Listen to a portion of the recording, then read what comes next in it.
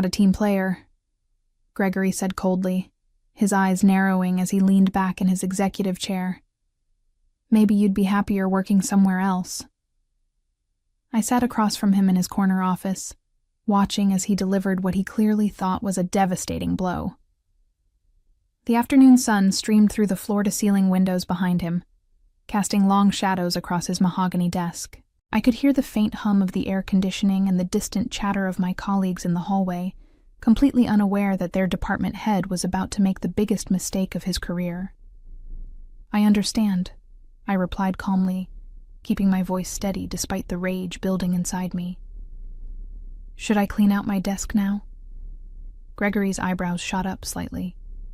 He had expected tears, maybe pleading, certainly not this composed response.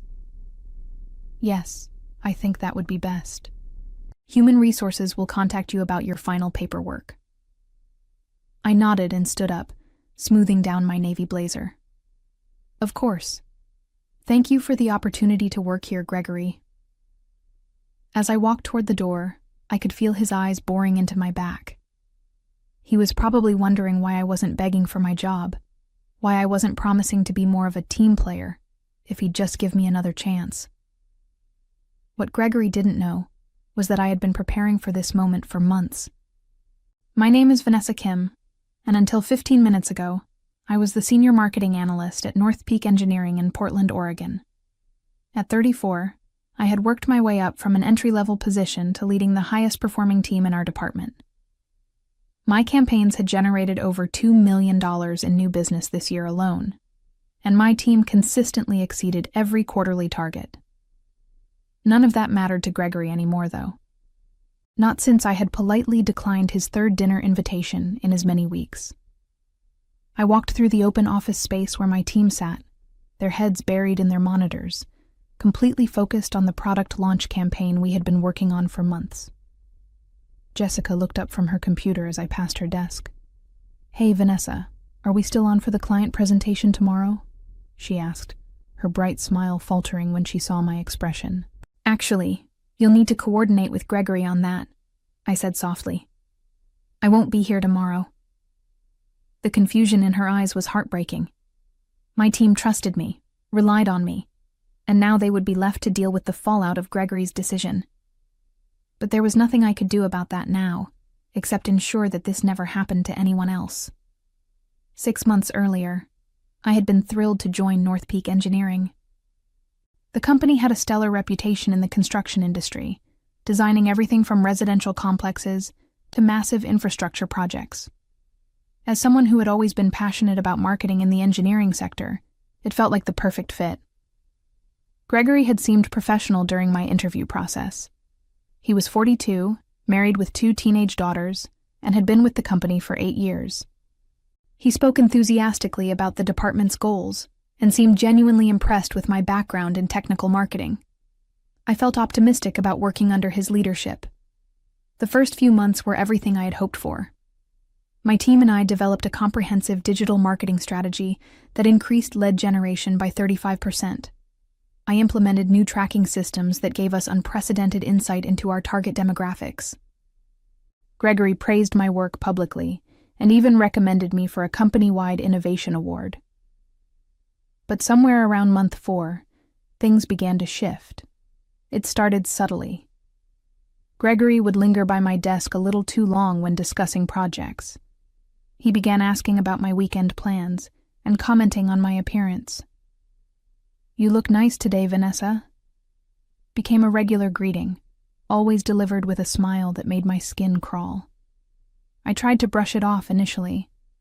Maybe he was just being friendly. Maybe I was reading too much into innocent comments. I had dealt with overly familiar bosses before, and I knew how to maintain professional boundaries without creating workplace drama.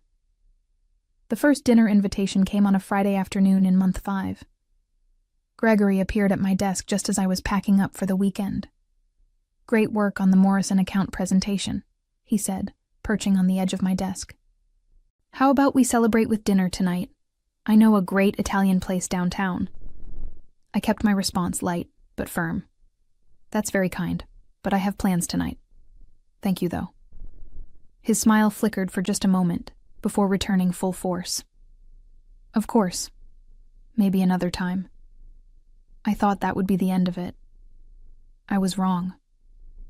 The invitations became more frequent, always framed as work-related celebrations or team-building opportunities. When I declined, Gregory's demeanor would shift slightly.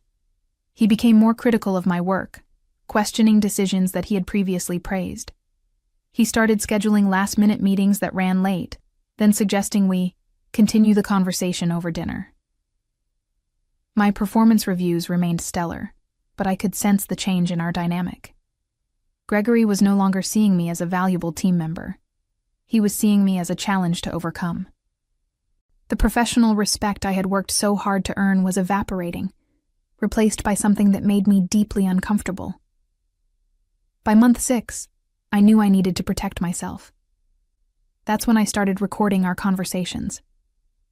The recording app on my phone became my lifeline.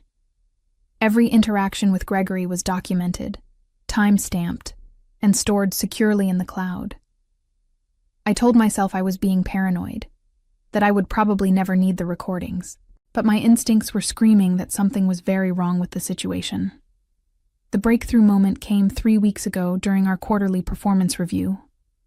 Gregory had called me into his office to discuss my annual evaluation, which should have been a straightforward conversation about my achievements and goals for the following year. "Your numbers are impressive as always," Gregory said, scrolling through the report on his computer screen. "The team really responds well to your leadership style." "Thank you," I replied, relaxing slightly. Maybe I had been overthinking everything. Maybe we could get back to a normal working relationship. "In fact," Gregory continued, turning to face me with that familiar smile, "I think it's time we discussed your future here. There might be a promotion opportunity coming up in the next quarter." My heart skipped with excitement. A promotion would mean more responsibility, better pay, and validation of all the hard work I had put into building my career. That sounds wonderful. What would the role entail? Gregory leaned forward, his elbows on his desk. "Well, that depends on how committed you are to being part of the leadership team. It requires a lot of collaboration, relationship building, sometimes working closely together outside of normal office hours." The way he emphasized "closely together" sent a chill down my spine. I kept my expression neutral, but inside, alarm bells were ringing. "Of course," I said carefully. "I'm always willing to put in extra effort for important projects." "Excellent." Gregory's smile widened. "Why don't we start with dinner this Friday? We can discuss the details of the position, maybe talk about your long-term career goals." "I'm thinking somewhere nice. Maybe that French restaurant on Northwest 23rd Avenue. There it was, the quid pro quo that I had been dreading. A promotion dangled like a carrot, contingent on my willingness to blur the lines between professional and personal relationships. "I appreciate the consideration," I said, my voice steady despite my racing heart. "But I prefer to keep business discussions in the office. Perhaps we could schedule a meeting next week to go over the details." Gregory's expression darkened almost imperceptibly. "Vanessa, successful people in this industry understand that relationships matter. Networking, building trust, showing that you're committed to the team. These things don't happen in conference rooms." "I understand," I replied, "but I'm not comfortable with dinner meetings. I hope you can respect that boundary." The silence stretched between us for what felt like an eternity. Gregory's jaw tightened, and when he finally spoke, his voice had lost all warmth. "I see. Well, I suppose we'll have to reassess your fit for leadership roles here." That was the moment I knew my job was in jeopardy. The retaliation began almost immediately. Gregory started excluding me from high-level meetings that I had always attended. Important emails that should have been copied to me mysteriously went to other team members instead. Projects that had been mine for months were suddenly reassigned without explanation. My team noticed the changes, though they didn't understand the cause. Jessica approached me one afternoon, her brow furrowed with concern. "Vanessa, is everything okay? Gregory said he's taking over the Henderson Industries presentation next week. I thought that was your project." I forced a smile, not wanting to drag my team into the toxic situation. Just some reshuffling of responsibilities, nothing to worry about. But privately, I was documenting everything. Every slight, every reassignment, every passive-aggressive comment was recorded and cataloged.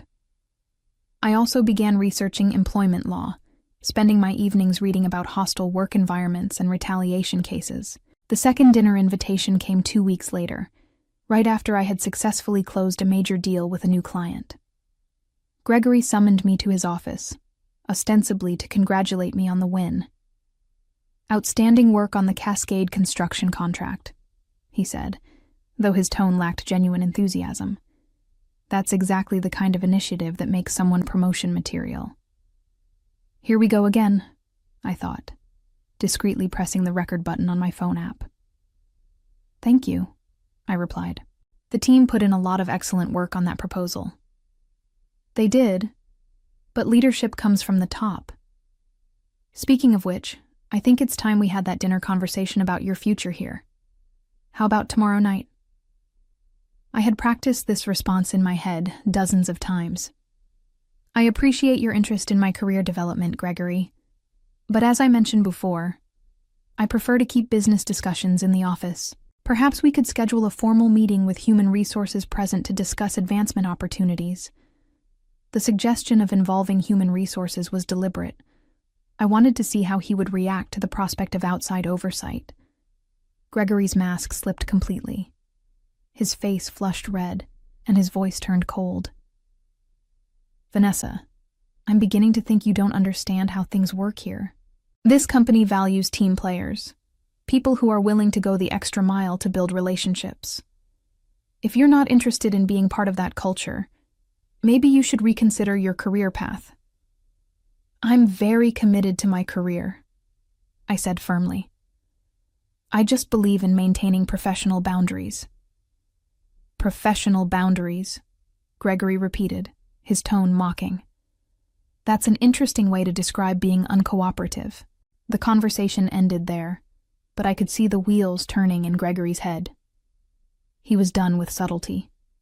The gloves were about to come off. Over the next week, my work environment became increasingly hostile. Gregory began micromanaging every aspect of my job, demanding detailed reports on tasks that had never required oversight before. He criticized presentations that had previously earned praise, finding fault with formatting and word choices that he had approved just days earlier. The most damaging incident occurred during a client meeting with Portland Metro Development. I had spent weeks preparing a comprehensive marketing strategy for their upcoming housing project, but when we sat down with their executive team, Gregory undermined me at every turn. "What Vanessa is proposing is certainly creative," he said, with a patronizing smile. "But I think we need to take a more conservative approach. Let me walk you through some alternative strategies." He proceeded to present a watered-down version of my original proposal, taking credit for the research and insights I had developed. The clients looked confused by the mixed messaging, and I could see our credibility slipping away in real time. After the meeting, I confronted Gregory privately. What just happened in there was unprofessional and damaging to our client relationship. Gregory's response was ice cold. What happened in there was leadership.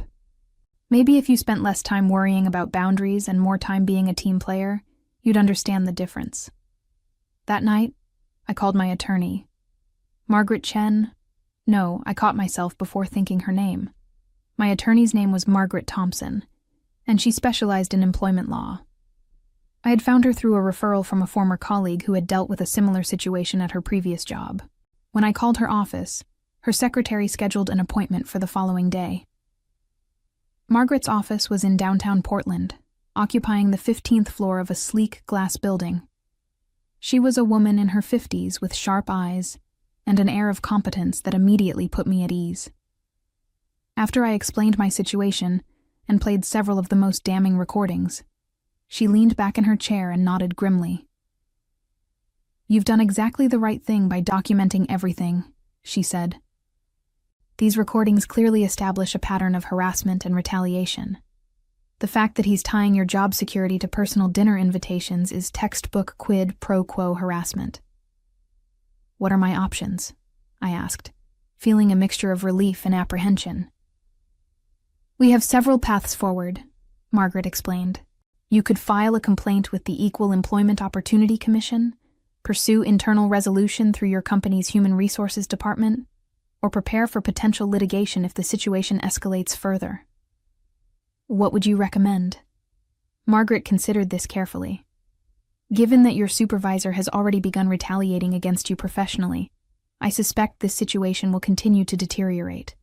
I'd recommend preparing for all possibilities while trying to protect your current position as long as possible. She was right, of course.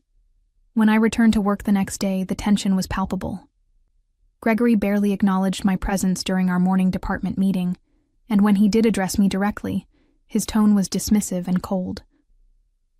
The third dinner invitation came exactly 1 week later, and it would prove to be the final straw. I was working late, trying to catch up on projects that Gregory had unnecessarily complicated with his new micromanagement requirements. The office was nearly empty, with just a few dedicated employees scattered throughout the floor. When Gregory appeared at my desk at 7 p.m., I knew immediately what was coming. "Still here, Vanessa?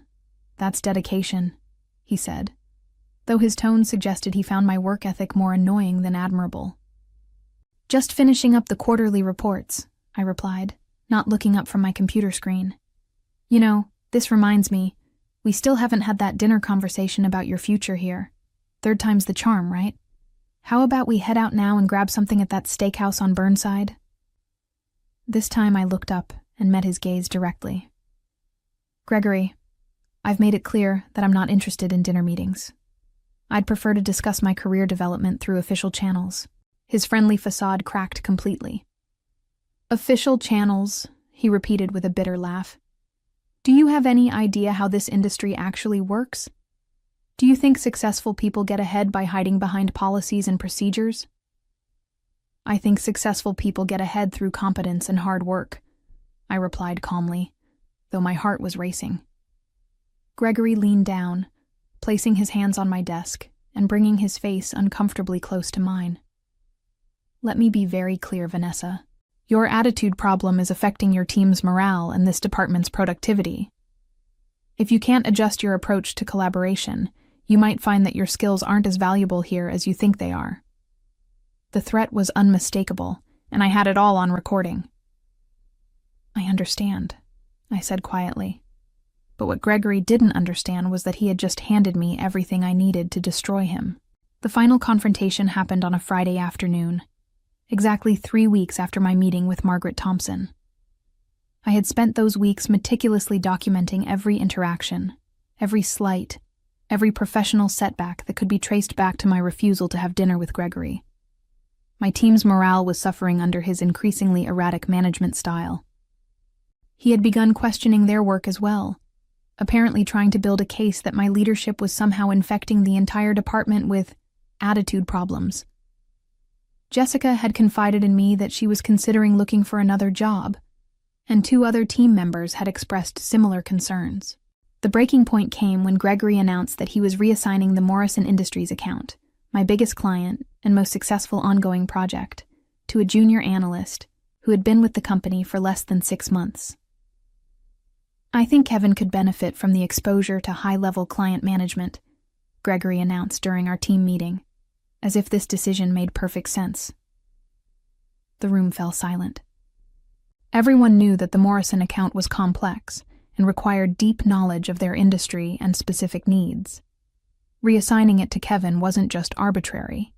It was potentially damaging to the client relationship and the company's reputation.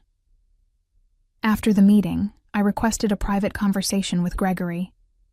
We went to his office and I closed the door behind us, making sure my phone was recording. "Gregory, I need to understand the reasoning behind reassigning the Morrison account," I began. "That client relationship has taken months to develop, and they specifically requested to continue working with me."